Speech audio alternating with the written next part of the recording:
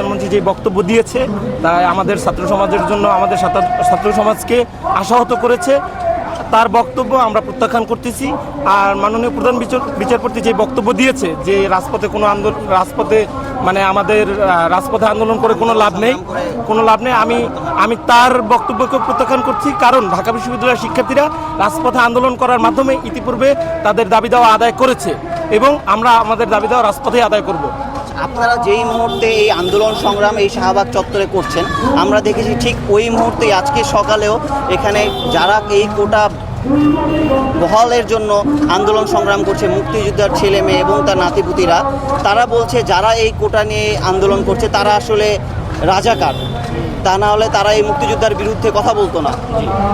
এই ক্ষেত্রে আমি বলতে চাই যে আমরা মুক্তিযুদ্ধের চেতনায় বিশ্বাসী এবং মুক্তিযোদ্ধারা অস্ত্র হাতে যুদ্ধে গিয়েছিল দেশকে একটি বৈষম্যের শিকল থেকে মুক্তি করতে, একটা নতুন বৈষম্যের শিকলে দেশকে বন্দী করার জন্য না।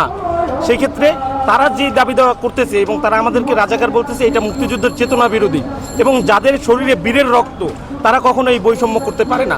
আমরা আরও তাদেরকে আহ্বান করব যে আপনারা যেহেতু মুক্তিযোদ্ধার সন্তান এবং নাতিপুতি, তাহলে আপনারা আমাদের এই যোগ্য দাবি দেওয়ার পক্ষে অবস্থান নিন।